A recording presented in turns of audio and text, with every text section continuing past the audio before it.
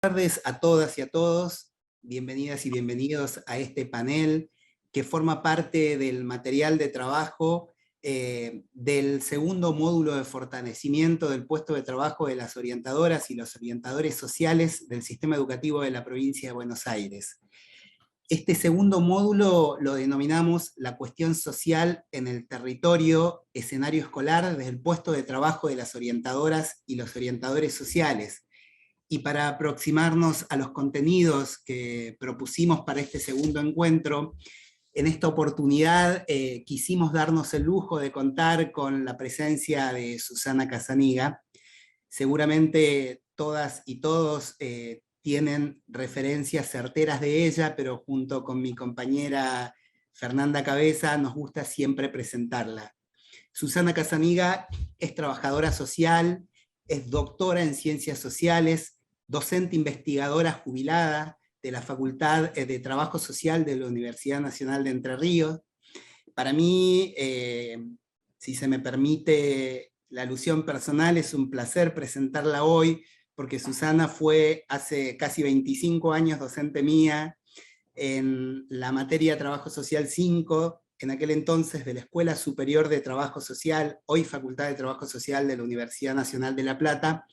Actualmente es docente de seminarios de posgrados en diferentes universidades del país y de Chile, Uruguay, Brasil, Colombia, México. Además se dedica a la supervisión de equipos disciplinares e interdisciplinares de diferentes espacios socioocupacionales. Es autora de numerosos libros y artículos en revistas de trabajo social y ciencias sociales, entre los que particularmente yo destaco dos que me resultaron muy interesantes. Uno es Hilos y Nudos, la formación, la intervención y lo político en el trabajo social, y la intervención profesional, legitimidades en debate. Bueno, muchas gracias, Silvio. Bienvenida, Susana. No quiero agregar más a lo que mi compañero acá anunció, pero la verdad que es un placer contar con vos, porque sabemos que siempre tus aportes, tus preguntas, interpela y nos hace ahí revisar nuestras prácticas socioeducativas como parte de las estructuras territoriales, de la modalidad de psicología comunitaria y pedagogía social. Este tramo del fortalecimiento para el puesto de trabajo de las y los orientadoras y orientadores sociales, ya atravesamos el primer módulo. En este segundo, que vamos a abordar el desafiante tema, la cuestión social. En el primer bloque trabajamos el carácter pedagógico del quehacer de las orientadoras y los orientadores sociales, pero también acá me permito traer que contamos con vos en el año 2021, en aquel fortalecimiento también que se llevó a cabo para todas y todos los integrantes de los equipos de orientación escolar, de nuestra modalidad en toda la provincia, y allí contamos con tu presencia en la clase 2 del módulo 2, la intervención interdisciplinaria en la cuestión educativa. Bueno, así que decirte, Susana, que te damos la bienvenida con todo el afecto, el cariño y el respeto que tenemos, para que nos traigas hoy un título que es las problemáticas del desborde y la cuestión educativa. La verdad que en estos tiempos donde la complejidad está al alcance nuestro, bueno, y estamos ahí todos los días desde la escuela, desde los territorios, abordando situaciones complejas, estos temas, ¿no? Como estos temas generales que vos nos vas a traer, los cambios civilizatorios, las problemáticas del desborde en las escuelas, lo asistencial y lo educativo, miradas complejas, respuestas integrales. Bueno, estamos convencidas y convencidos que va a ser un insumo para poder trabajar con todas y todos nuestras compañeras y nuestros compañeros. Así que bueno, bienvenida, Susana.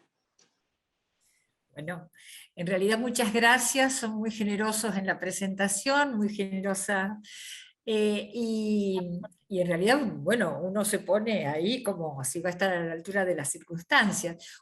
En primer lugar, agradecerles, por supuesto, agradecer a la Dirección de Psicología Comunitaria y Pedagogía Social por tenerme en cuenta por segunda vez. La vez anterior también fue virtual y fue muy, muy interesante. Yo me sentí muy, muy, muy cómoda en esa instancia. Bueno, y espero que en esta instancia los aportes que estuve pensando, digamos, algunas cuestiones que estuve pensando pueda ser realmente disparadores de preguntas, de búsquedas, de construcciones, porque yo siempre planteo, y más en estos momentos históricos, que, que las construcciones son construcciones colectivas y que más que conocimiento, me parece que lo que tendríamos que estar construyendo en estos momentos es pensamiento. O sea, cómo pensamos, ¿m?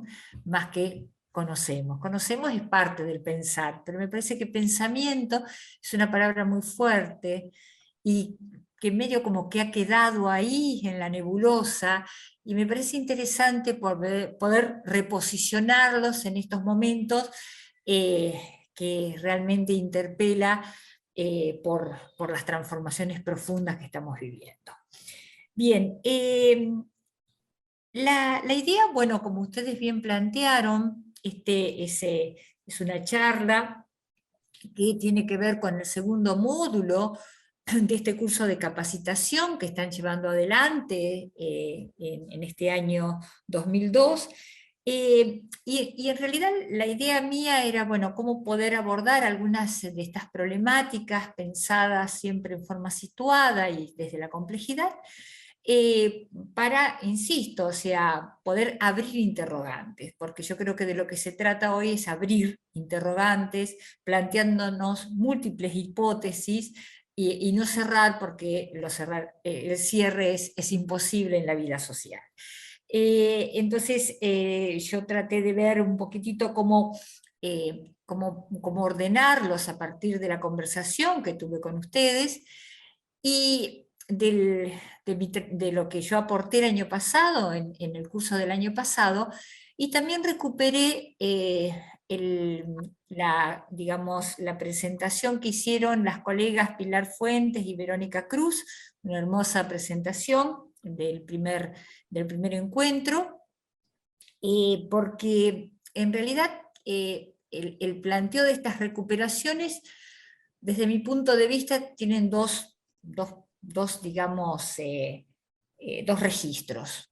Uno es que es más didáctico, o sea, la posibilidad de poder recuperar qué se dijo, qué se planteó anteriormente, para no pensar en cuestiones repetitivas, ¿no? O sea, cómo nosotros podemos estar, en todo caso, abordando algunos temas, pero desde otro lugar, con otras preguntas, y en eso profundizarlos a esos temas, pero no caer en esta cuestión de la repetición. Más conociendo a las colegas que aprecio mucho y con las que coincidimos mucho, me preocupaba esto y que justamente encontré muchas cosas, digamos, de coincidencias. Por otro lado, y esto de nuevo, voy a insistir en esto, voy a insistir porque soy, digamos, sobreviviente de una generación que, si bien cree que lo que fueron los años 60 y 70 justamente fueron porque fueron esos años, no se puede recrear así por así, sigo creyendo en que hay una serie de principios que no podemos abandonar. Frente a escenarios, insisto, que pareciera que avanzan en que abandonemos esos principios. Entonces, el segundo registro, que tiene que ver con la recuperación, es poder estar pensando siempre en procesos, no que la historia empieza cuando yo llego. La historia, hay toda situación, es el producto de un proceso histórico atravesado por acontecimientos políticos. Por lo tanto, aunque sean los cursos de capacitación, también hay que recuperarlos, ¿no? O sea, cómo los recuperamos para dar justamente esta impronta de hilación, este entender procesos que en realidad están cruzados por experiencias en un momento determinado, pero que justamente uno puede desempolvarlos, digamos, y repensarlos en este momento, y me parece que eso es importante. Es importante también, en términos casi yo diría políticos, porque estamos viviendo momentos en que, digamos, pareciera que es la circulación del puro fragmento, por una parte, y una memoria corta. Entonces me parece que hay cosas que uno tiene que estar planteándoselas, aunque pase a ser medio como demasiado insistente. Yo creo que esas insistencias dan cuenta justamente de convicciones que uno no piensa dejar de lado a pesar de los tiempos y a pesar de las dificultades. Bueno, visto esto de esta manera, ¿qué es lo que yo planteo? En primer lugar, que los contenidos vertidos por las colegas, por Pilar y Verónica, nos deja justamente un campo, yo diría, extraordinario, para posicionar en él esta conversación. Me gusta hablar de conversaciones porque uno, en realidad, más allá que esto está grabado, yo sé que hay gente, digamos, hay personas que están escuchando, que están pensando a partir de esto, por lo tanto, y que se van a dar otras conversaciones. Por lo tanto, me gusta hablar de conversaciones o de conversas, digamos, para hacerlo un poco más telúrico, las conversas. Entonces digo que nos dejan las compañeras digamos, una serie de consideraciones. ¿Cuáles son las consideraciones que me parecen, me permiten, digamos, posicionar esta conversa? Justamente esta idea de la complejidad de lo social y su imposibilidad en términos de simplificación, ¿no? Lo irreductible de lo social, ¿no? Entonces, esto me parece que es uno de los aspectos sumamente importantes. El otro aspecto que creo que nos deja, entre muchos más, por supuesto, pero que yo tomé como indicativos, digamos, de una continuidad, el conflicto como estructurador. El otro concepto fuerte que trabajaron las compañeras, el conflicto como estructurador, el carácter inter o transdisciplinario de los problemas sociales, las parcialidades arbitrarias que instituyó la división hegemónica social, técnica y sexual del trabajo, y que dio origen a las diversas disciplinas profesiones, a la división teoría-práctica, al trabajo manual, al trabajo intelectual, al trabajo público y al trabajo privado, ¿no? O sea, una serie de fragmentaciones que bien aclaraban las colegas y que evidentemente siguen jugando como instituido en estos momentos. Por lo tanto, me parecía que ese sería como las bases de las que yo me valgo para poder estar desarrollando algunas otras cuestiones al respecto. A mí lo que me interesa, en primer lugar, es hablar un poco en esa base, digamos, de la que estoy recuperando de las colegas, hablar sobre ciertas transformaciones que venimos sufriendo durante las últimas décadas y que han trastocado la organización social de otros momentos. Me refiero al carácter que asume el capitalismo desde el año 1975. Nunca, digamos, podemos datar los procesos históricos, cuándo empiezan, cuándo terminan, pero bueno, yo lo tomo fundamentalmente en que en el 76, digamos, con la instauración de la dictadura, hay ahí un quiebre fuerte, donde empieza digamos, esta modalidad o esta modalidad que asume el capitalismo que tiene que ver con esta razón neoliberal, ¿no? Entonces, A mí me parece que acá hay algo muy fuerte que tenemos que tenerlo claro, o por lo menos, digamos, el punto, cómo este quiebre cambia una organización social que con sus más y sus menos supimos transcurrir.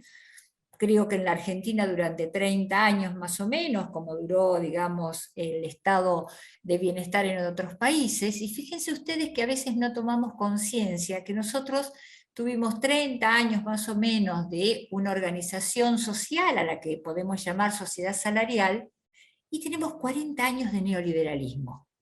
Y hay veces que no seguimos como que la organización de la sociedad salarial fue ayer. No, es mucho.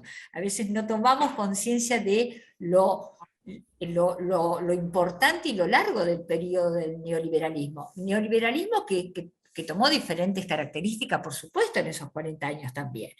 Pero digo, y dentro de esta cuestión del neoliberalismo, lo que me gustaría también rescatar, que no hago referencia solo al aspecto más político o de las políticas que plantea el neoliberalismo. ¿Qué quiero decir con esto? Lo que todos sabemos, esta retracción del Estado en términos de protecciones y estos cambios fundamentales en términos de políticas públicas, incorporando en esta noción de políticas públicas las políticas económicas y las políticas sociales, además de otras políticas, ¿no? O sea, estos cambios políticos que están llevados adelante por este modo neoliberal que asume el capitalismo. Pero hay otro aspecto, que quizás en los primeros años no le dimos la suficiente atención, no nos llamó, digamos, mucho la atención, y que después lo pudimos ir viendo, y es cómo el neoliberalismo tiene otra cara, que es la cara de la racionalidad ideológica, las cuestiones culturales que nos plantea este neoliberalismo, y que va construyendo determinadas subjetividades. Evidentemente, los cambios sustantivos, digamos, no se hacen si no hay a la vez, digamos, una subjetividad que de una manera u otra va a sostener esos cambios, ¿no? O sea, es mucho más complejo de lo que estoy hablando, pero digo como para poder plantearlo. Entonces es como que nos desayunamos que las subjetividades han cambiado en estos últimos años, y en realidad las subjetividades vienen cambiando desde el año 76 en adelante. Yo siempre tomo hay un texto de Juan Villarreal, que es un texto muy viejo, pero es muy bueno, muy bueno, que está en un libro compilado por Josami, y que él habla, o sea, hace un análisis de la sociedad argentina a partir de las elecciones del 83, que gana Alfonsín. Y entonces, dentro de de todo el análisis que hace, que insisto, es un texto muy interesante, él dice: ingresamos a la dictadura con una base, digamos, popular, para dar nombre, aglutinada. Trabajadores, comunidades, vecinos, ruralidades, aglutinadas. Y un sector dominante, digamos, con sus, digamos, discusiones y sus separaciones. Salimos de la dictadura, dice él, con un sector dominante aglutinado y una dispersión en términos de sectores populares, ¿no? O de clase trabajadora, o de sectores subalternos. Y no me parece menor eso, porque ahí, en esa diáspora, en esa ruptura donde el terror tuvo tanto que ver, donde se inician las políticas, se recuerdan los más viejos, recordamos, o por lo menos, y los más jóvenes seguramente que lo pueden recordar a partir de algunos documentales de época, el tema de cuando se libera la importación, y el tema de la silla, ¿no? Y cómo esto, digamos, va planteando ahí las bases de la ruptura de las formas de entender un estado presente. Entonces, no es menor todo esto que ha pasado. Y hay veces que nos hemos dedicado más a discutir las políticas, que realmente son muy, muy importantes, digamos, en el plano educativo hemos tenido unas rupturas impresionantes en términos de políticas educativas a partir de los 90, ¿no? Ustedes lo saben perfectamente. Y nos dedicamos más a todo este tipo de cuestión, y por ahí recién en los últimos años hemos recuperado este tema de la subjetividad, ¿no? Y me parece, no importa si no lo hicimos antes, por lo menos lo estamos haciendo ahora. Pero digamos, esta situación, digamos, que trae aparejada entonces grandes transformaciones realmente radicales, y que exceden nuestro país. Tiene que ver con un cambio geopolítico a nivel mundial, ¿no? Cambio geopolítico a nivel mundial. Por lo tanto, digamos, esto se complejiza mucho más. O sea, nosotros tenemos con nuestras particularidades argentinas determinadas cuestiones, pero esto también tiene que ver con este mundo globalizado que realmente, digamos, o sea, lo que pasa en un lugar rápidamente, y lo vemos con la pandemia, ¿no? Apareció en China y bueno, rápidamente, digamos, se extendió y se hizo pandemia. Entonces, esta globalización nos trae, digamos, una serie de transformaciones que antes no las teníamos, o sea, no teníamos este tipo de vivencia. Por lo tanto, nosotros podríamos decir que nos guste o no, digamos, nos encontramos en un verdadero cambio de época. Es un cambio de época, ¿no?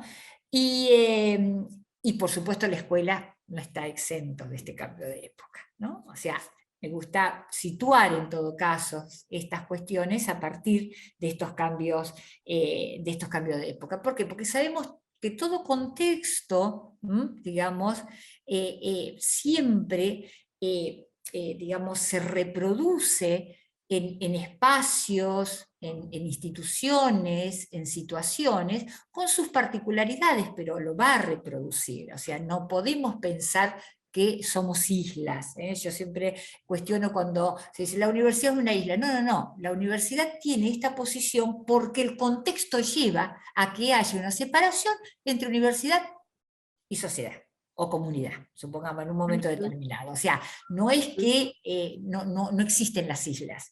Existen las particularidades, eso sí, y puede existir también, por suerte, las excepciones y las resistencias. Pero digo, hay algo ahí que tiene que ver con cuestiones estructurales. Entonces, en este tembladeral en el que nos encontramos, ¿no es cierto?, las instituciones, digamos, que dieron sentido a aquella sociedad salarial, hoy siguen presentes, y esta es la dualidad, no contamos con nuevas institucionalidades, sino que seguimos con instituciones que responden más a aquella forma en que se planteaba, digamos, las instituciones, que en estas. Entonces, esto significa realmente, por eso yo hablo de temblaredal, ¿no es cierto? ¿Por qué? Porque hay una suerte de interpelaciones constantes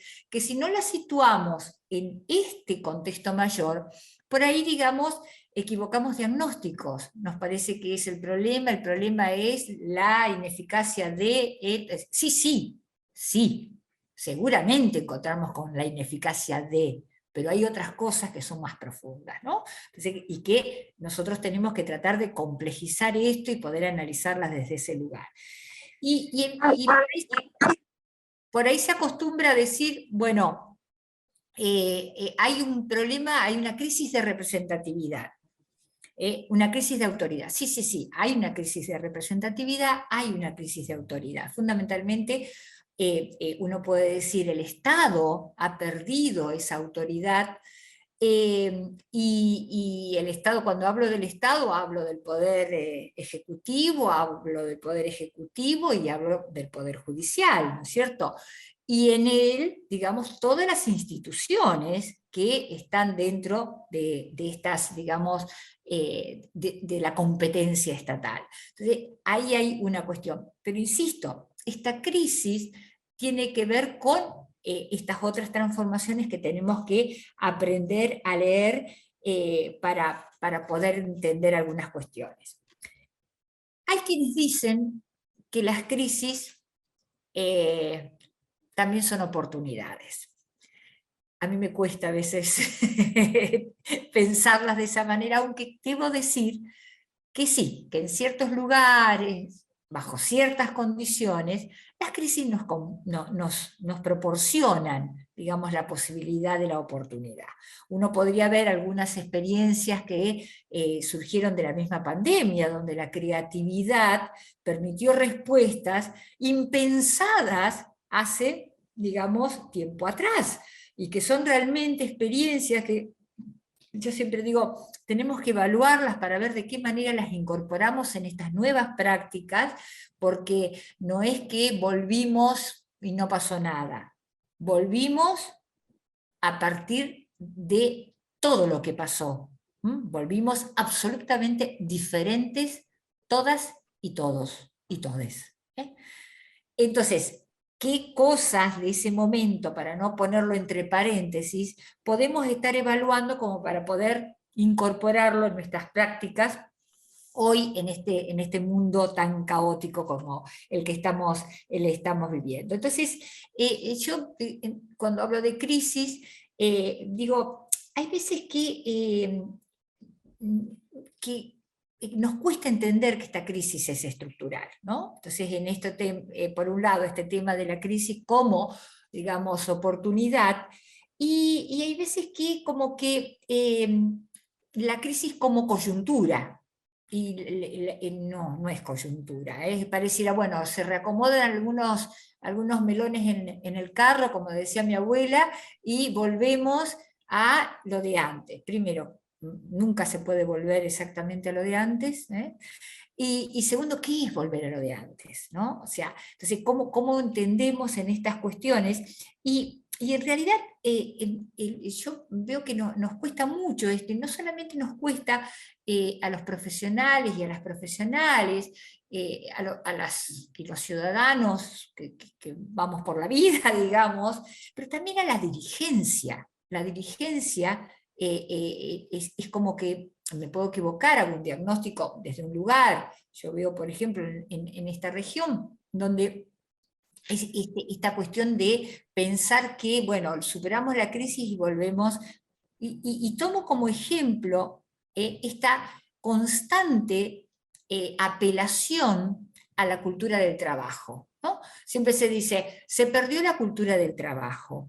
Y en realidad uno lo que tiene que estar pensando es, ¿qué trabajo? ¿Qué trabajo? O como da vuelta por ahí se perdió la cultura de pagar correctamente a los trabajadores, más que la cultura del trabajo, ¿no? Pero ¿qué trabajo? ¿Qué significa el trabajo hoy? ¿Qué es? ¿Cómo se configura hoy el tema del trabajo? ¿No? ¿Cómo hoy no podemos dejar de entender que existe una economía del conocimiento, el 4.0, que está haciendo, por ejemplo, desde que asume Massa hay una dirección que se llama Dirección de Economía del Conocimiento. ¿Por qué? Porque los y las argentinas estamos, digamos, exportando conocimiento constantemente en diferentes formatos, desde que yo, por ejemplo, me contratan de Chile para dar clases en una maestría, yo estoy exportando conocimientos ahí, hasta digamos, contenidos para, digamos, propagandas, para, digamos, filmaciones, películas, lo que sea, hasta los videojuegos y demás. O sea, hay ahí una serie de cuestiones que es una nueva forma de economía que no la teníamos antes y que tenemos que estar pensándola de qué manera, por lo menos sabemos de qué se trata, ¿no? O sea, cerrándole los ojos no vamos a dejarla, digamos, no va a desaparecer. En todo caso, ¿qué es lo que nos proponemos con ella? Entonces digo, hay una serie de transformaciones que a mí me lleva a plantear, junto con otros autores, digamos, que vivimos realmente un cambio de época. Entonces, en este sentido, digamos, hay acá un punto, cuando hablamos de la cultura del trabajo, enseguidita pensamos, en términos generales, e insisto, no solamente en el sentido común, o sea, también en profesionales y dirigentes y demás, que, digamos, al hablar de que se perdió la cultura del trabajo, por lo general, se personaliza digamos, se personaliza, o sea, en el sector que teóricamente perdió la cultura del trabajo, y se adjudica a los planes sociales, a las políticas sociales, digamos, la causal de la pérdida de la cultura del trabajo, sin poder retomar, digamos, cómo son estas transformaciones en el plano económico, donde la financiarización, digamos, deja de lado a la producción o, digamos, relativiza la producción, y donde este modelo en términos globales, lo que nos produce, o lo que produce, es una alta concentración de la riqueza, una concentración obscena, diríamos, una concentración obscena, que deja a la mayoría realmente en la pobreza, ¿no? O sea, la desigualdad que existe en estos momentos es una desigualdad inédita, ¿no? Uno puede recurrir, digamos, a estadística de organizaciones serias que estudian el tema de la desigualdad en términos mundiales y país por país, y vamos a ver de qué manera y cómo se acrecentó en este último tiempo y en este último tiempo de pandemia, ¿no? Entonces, ahí hay algo que también tenemos que estar repensando en los modos en que nosotros estamos acostumbrados, en lo que yo decía al principio, este tema de la circulación del fragmento. Se perdió la cultura del trabajo, es un fragmento, y ese fragmento se totaliza. Entonces, todos son planeros, porque quieren vivir a costa del Estado, siendo que, digamos, muchos y muchas viven del Estado, ¿no? Esta la cuestión. Entonces, en esta situación, uno dice, a ver, ¿qué pasa? ¿Cuál es la cuestión social? ¿Cómo podemos identificar en esta situación la cuestión social? Y bueno, no vamos acá a dar clase de cuestión social, porque sabemos que hay varias formas de entender la cuestión social, ¿no? Según la perspectiva que nosotros tomemos, vamos a darle alguna, digamos, definición de cuestión social. Yo soy de las que planteo que la cuestión social deviene de la desigualdad de cualquier sociedad, no solamente la sociedad capitalista. Hay desigualdades, digamos, como dice Wanderley, un brasilero que trabaja el tema de cuestión social, antes de la llegada de los colonizadores a América, digamos, no existe, digamos, desigualdades que dan cuenta de manifestaciones. Entonces, ¿cómo nosotros podemos entender que que en la medida en que existan desigualdades, y según cómo sean esas desigualdades, vamos a tener siempre manifestaciones de la cuestión social? Y ahí me gustaría agregar un punto respecto de este tema de la cuestión social y las manifestaciones. O sea, uno puede identificar, digamos, las manifestaciones en esos problemas, en esas problemáticas que se producen y en la conflictividad que estas problemáticas, digamos, expresan. Y yo agrego que cuando hablamos de desigualdad, no solamente tenemos que hacer referencia a la injusta distribución de la riqueza.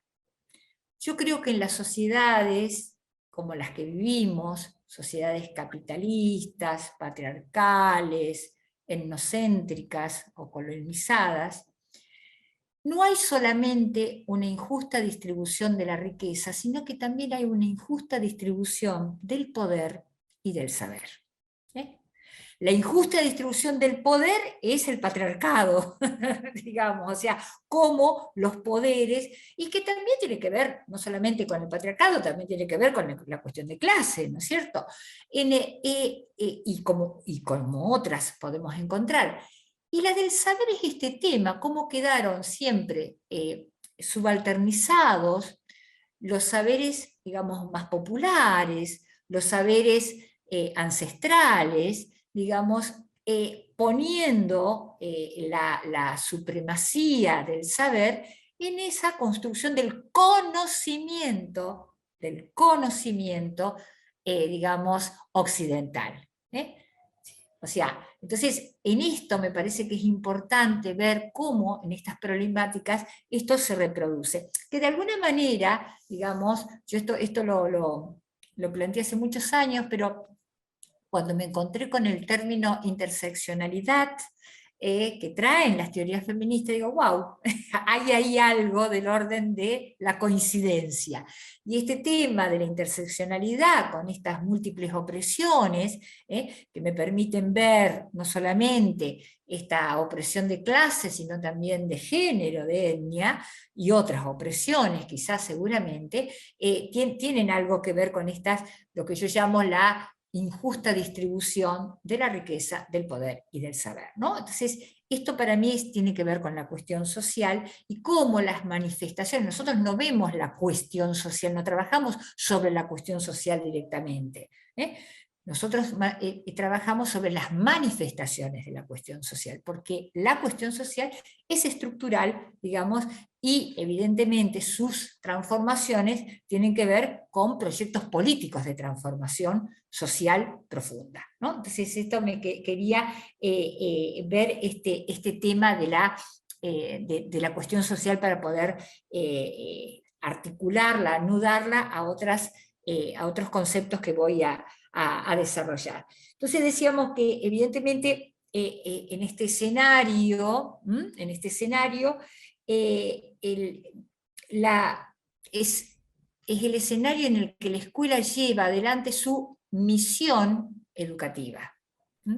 ¿Qué significa? Ustedes lo discuten, ustedes tienen documentaciones extraordinarias al respecto, digamos, y viven discutiéndolo, cosa que me parece sumamente interesante. ¿Qué misión es la que lleva adelante, qué misión educativa lleva adelante la escuela?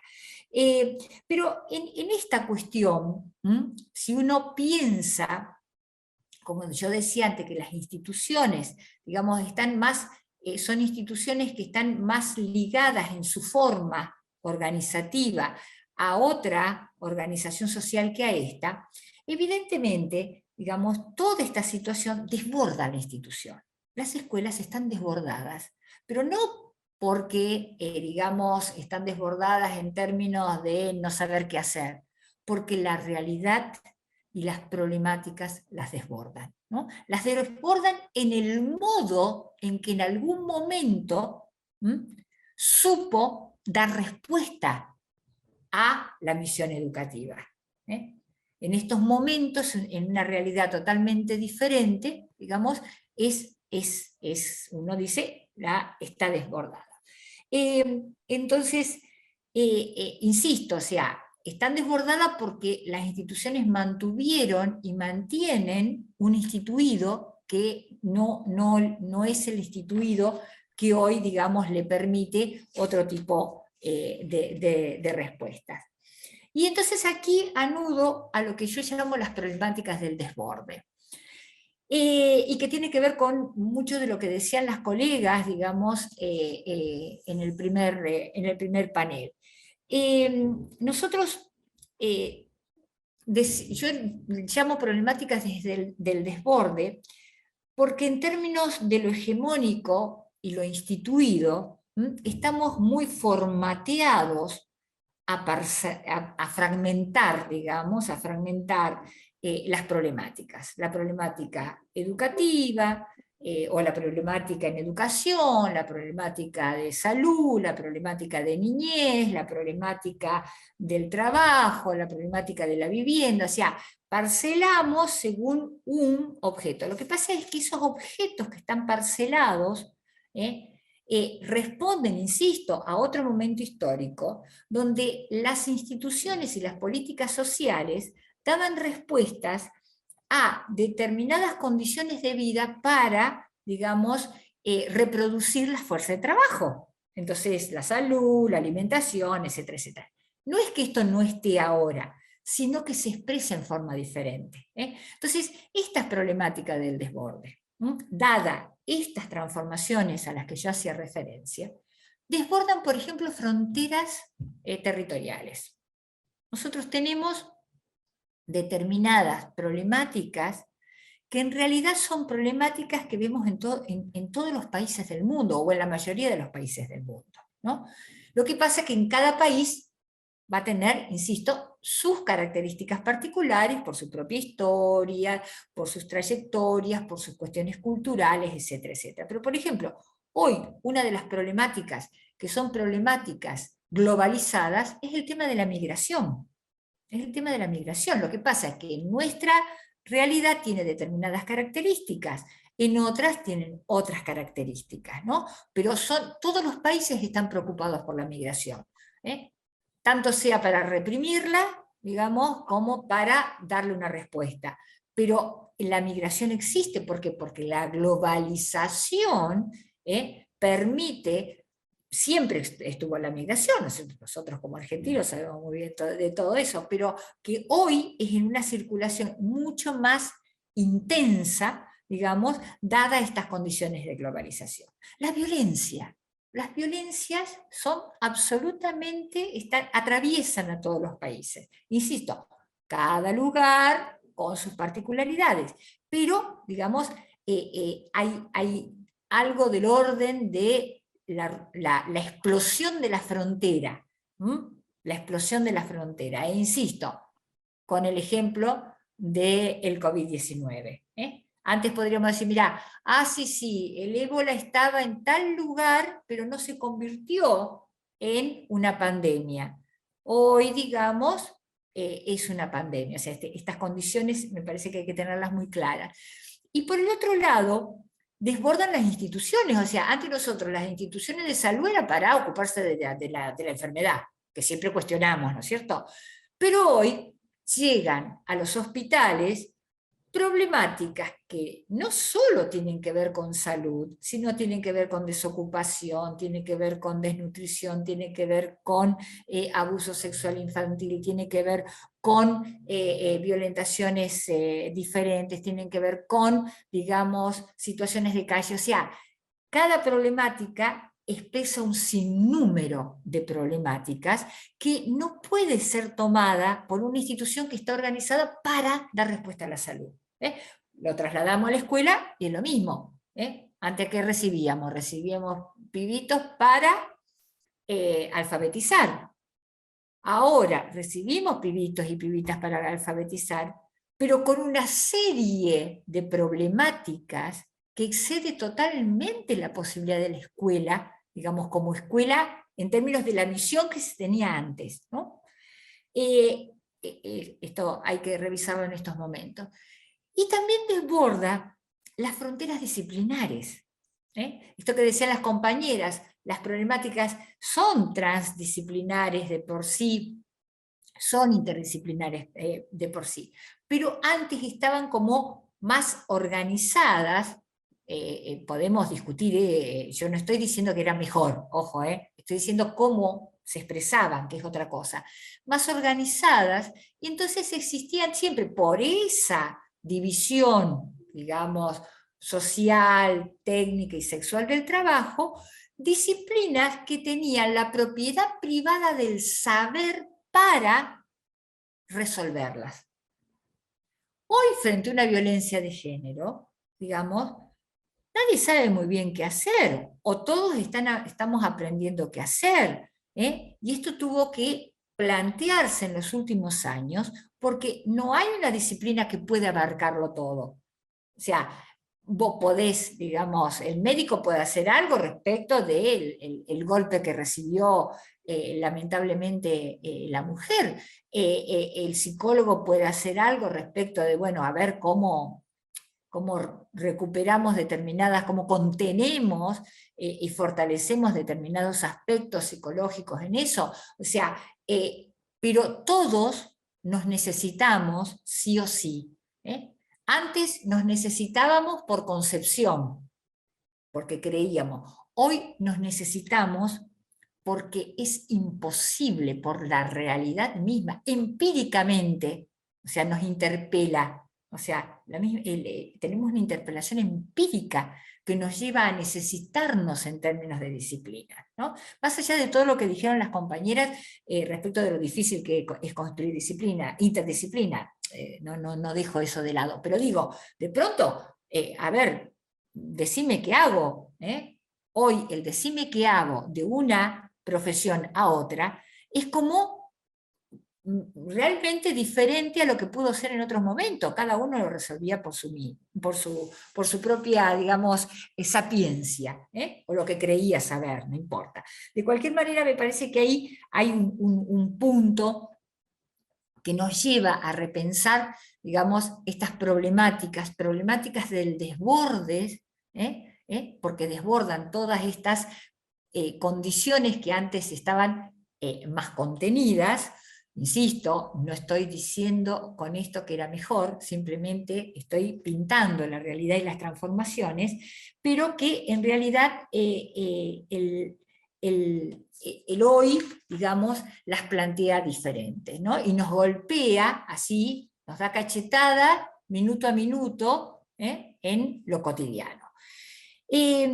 Yo el año pasado, cuando di la charla, que yo les decía que estuve recuperando, y que está el documento, así que si alguien quiere profundizarlo, y lo voy a leer porque, para estar clara, consideré que la problemática general, muy general, que enfrentan los equipos de orientación social, se configuran en una trama que articula la enseñanza y el aprendizaje, los cuidados, en trayectorias singulares y colectivas, en las condiciones de vida de las sujetas y los sujetos, en las subjetividades que emergen en espacios y tiempos diferentes, y en las múltiples opresiones, ¿no? O sea, entre otras cosas. O sea, nosotros, perdón que me identifique con ustedes, digo, nosotros como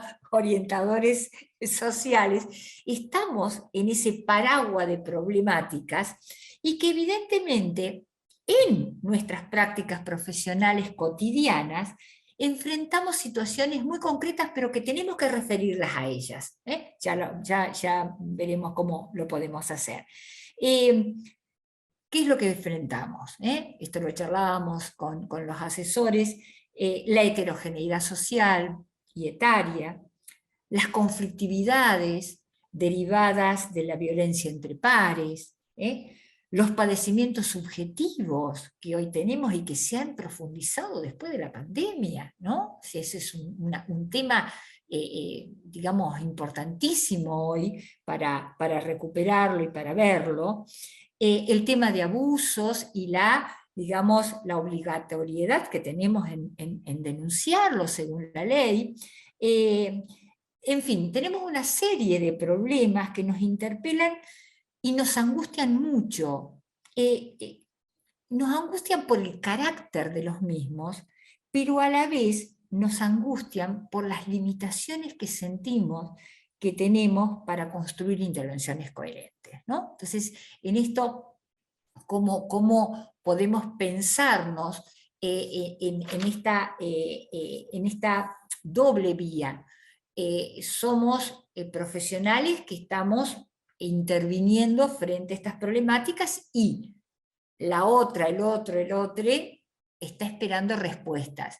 Pero eso no significa que yo me ponga un manto, digamos, de neutralidad y objetividad para poder intervenir mejor, sino que yo tengo que admitir que eso a mí me atraviesa.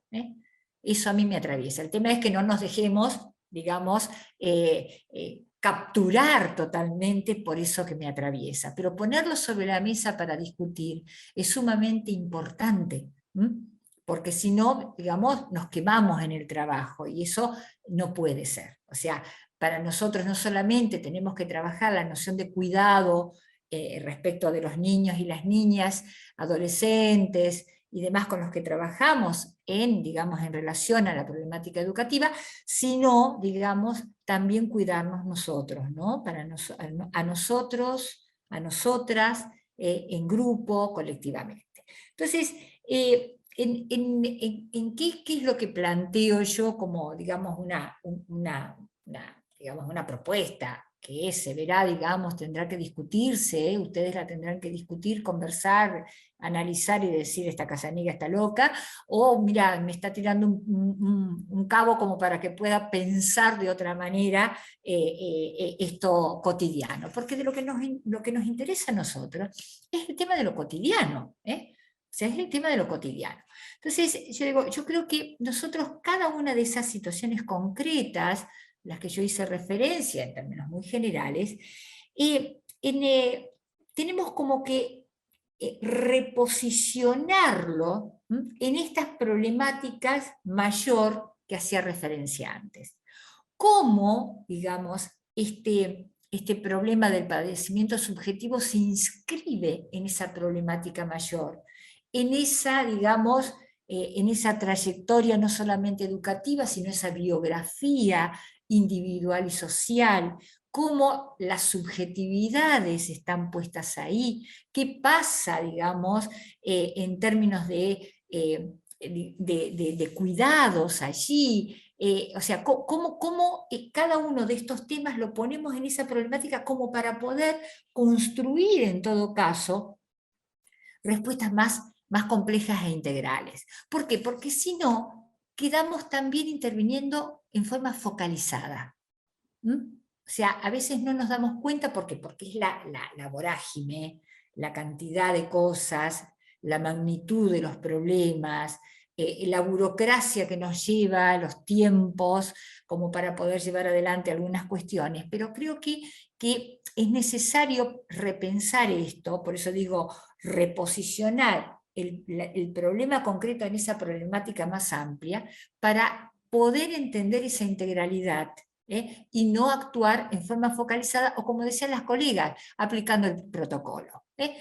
Los protocolos sirven para las instituciones, para que más o menos se manejen de una manera homogénea. Las intervenciones jamás pueden ser protocolizadas. ¿Por qué? Porque nosotros intervenimos en situaciones singulares, en situaciones situadas, donde hay una diversidad de aspectos que no pueden ser estandarizados, ¿no? Entonces el protocolo no nos sirve, no nos sirve. Pero bueno, ese es otro cantar y lo podemos discutir de otra manera. Pero creo que la cuestión es esa, o sea, entonces ahí yo digo, tiro así como ideas, si yo puedo incorporar ese problema en esa problemática mayor que me ubica como orientador social en el espacio educativo, que sabemos que nunca es un espacio puramente educativo, sino que va a estar siempre atravesada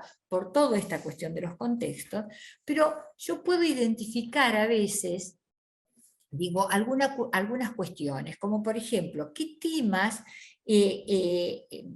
o cómo determinadas problemáticas, que yo estoy segura que la hacen, ojo, no estoy diciendo nada nuevo, ¿no? O sea, simplemente lo digo, que al colocarlo en una problemática mayor nos tira algunas ideas como para, por ejemplo, tomar algunas problemáticas y convertirlas en programas y proyectos comunitarios, ¿no? O sea, cómo trabajamos en el territorio, no ese territorio en términos geográficos, sino más bien en términos de construcción sociopolítica en esta idea de territorio, ¿no? El territorio no es un puro espacio geográfico, ¿no? El territorio es la construcción que hacemos cotidianamente en los lugares en los que habitamos. Entonces me parece que por ahí viene, por eso me gusta retomar y desempolvar también el concepto de comunidad y traerlo, sacarle la parte conservadora y traerla, digamos,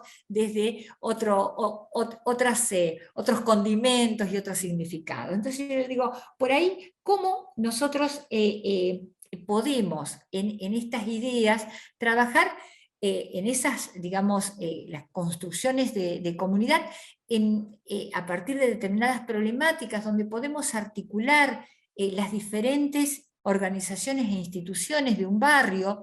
Hoy, no en todos los lugares, debo decir, e insisto, uno por lo general habla por lo que conoce, y lo que yo conozco en la región a veces me preocupa, porque también en los barrios cada organización está, no es fácil hacer articulaciones entre las organizaciones, cada uno está con su trabajo y también focaliza, porque ese es el momento, o sea, focaliza.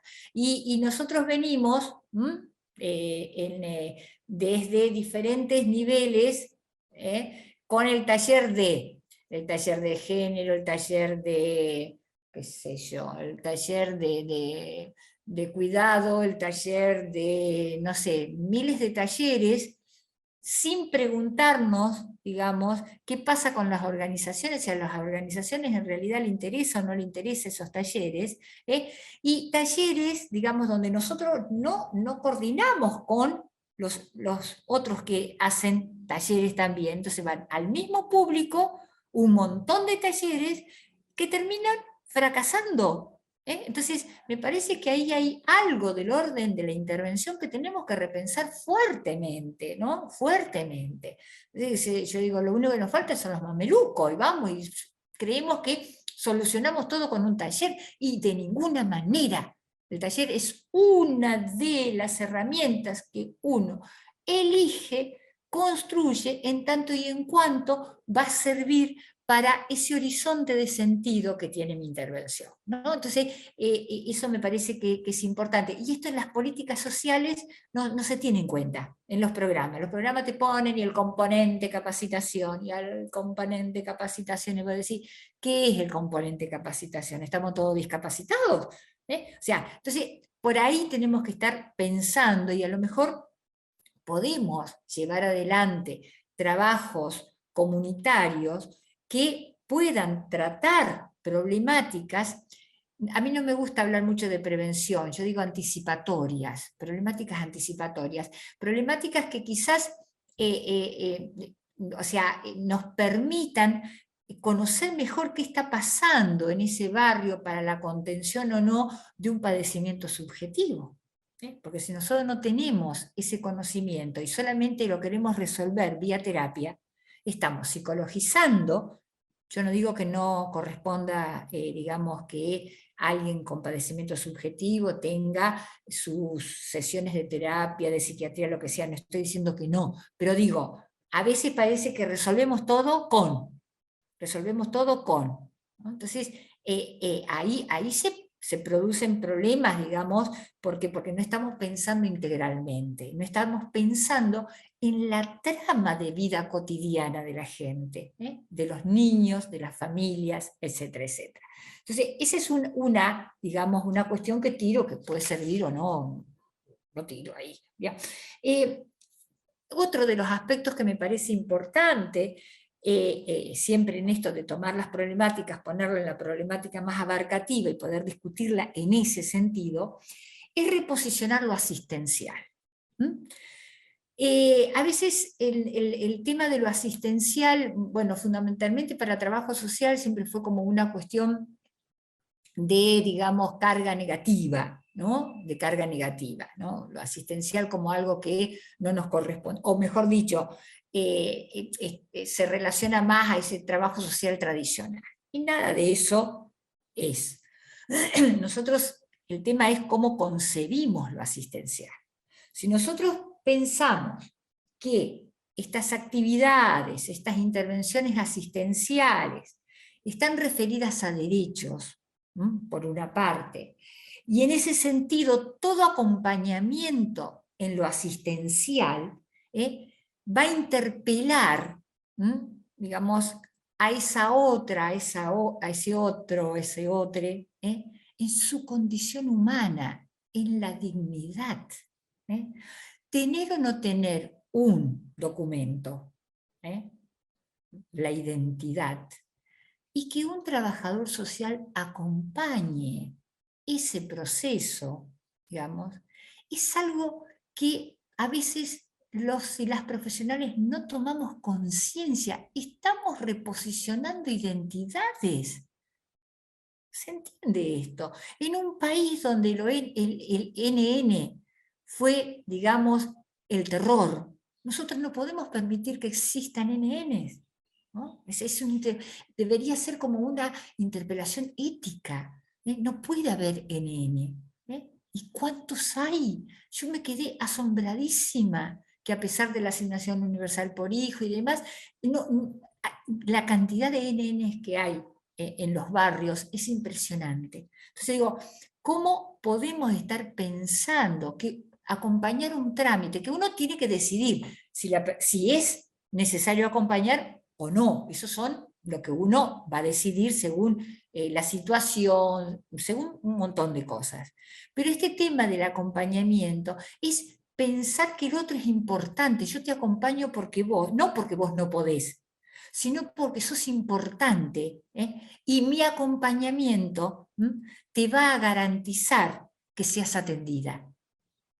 Insisto, no porque no puedas, sino porque hay un sistema que te ningunea. O sea, ¿cómo revisamos estas cosas desde los otros lugares? Insisto, no estoy diciendo nada nuevo. Esto seguramente que es algo que ustedes lo deben tener cotidianamente pensado, discutido y demás, ¿no? Pero me parece que el tema de cómo trabajar algunas cuestiones, porque a veces perdemos la noción, nos guste o no nos guste, que somos, digamos, que representamos al Estado. Nosotros somos empleados del Estado. Se hablaba en el primer panel del puesto de trabajo, el tema de trabajadores y demás. Ahora, ¿de quién? O sea, somos trabajadores inscritos ¿dónde? En el Estado.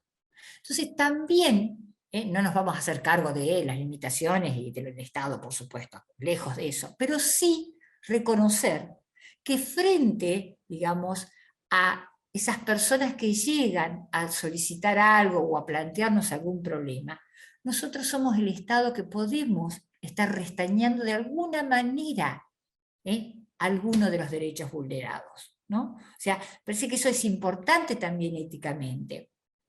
Cómo trabajamos, en todo caso, el tema de la violencia institucional, que excede, digamos, la violencia policial.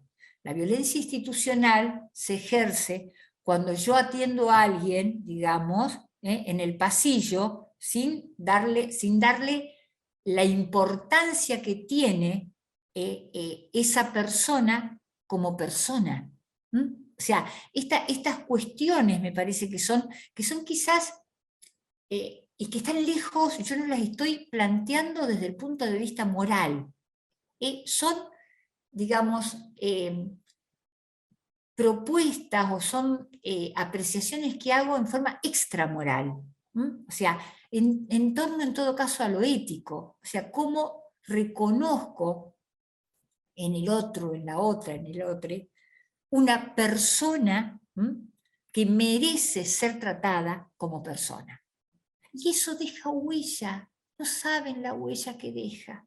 Entonces me parece que estas cosas, porque hay veces que nosotros nos planteamos las grandes transformaciones, que sí, lógicamente todos las queremos, yo quiero las grandes transformaciones, no voy a negarlo, pero nos olvidamos a veces o dejamos de lado a veces que en el cotidiano nosotros transformamos. En el cotidiano estamos transformando, o por lo menos ponemos ahí una pregunta que interpela. Algo que hace siempre. Creo, Susana, que acá lo que estás trayendo todo, ¿no? Estamos tomando nota, por supuesto, porque es para seguir conversando.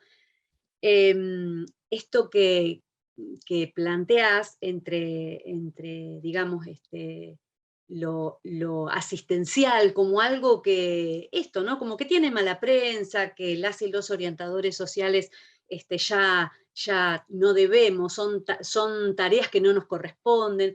Y esto que vos nos traes siempre es una discusión al interior, no solo del equipo nuestro de trabajo, sino también en el colectivo en general, en las escuelas, hacia el interior de nuestros equipos, de nuestras estructuras territoriales. Y bueno, y creemos que esto que vos nos traes es nodal, ¿no? ¿Cómo concebimos? Y nosotros lo concebimos en términos de derecho, ¿no? Todo lo que todas las y los estudiantes y sus familias y la comunidad necesitan en términos de derecho. Así que la verdad que esto nos pareció, me pareció, y lo compartimos con Silvio seguramente, que es como importantísimo a la hora de poder debatir esto de la cuestión social.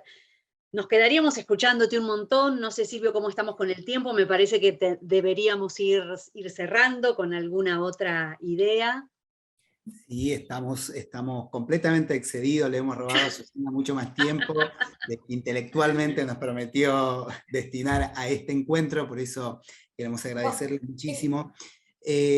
Susana, sabes que cuando nosotros recibimos estos trazos de los temas que vos ibas a abordar, hoy hablábamos de algunas ideas desafiantes, algunas ideas provocadoras, porque cuando leíamos la problemática del desborde en la escuela Desbordadas, nos generaba muchísima expectativa saber a qué te ibas a referir, y la verdad nos alegra encontrarnos compartiendo sentido, en tanto pensamos este desborde en las instituciones como esas problemáticas que trascienden lo netamente pedagógico como función instituida de la escuela, y la escuela pensada para otro tiempo, ¿sí? Y la invitación a la construcción de estrategias novedosas, a la invitación a la mayor profesionalización y a la construcción de la red, ¿no?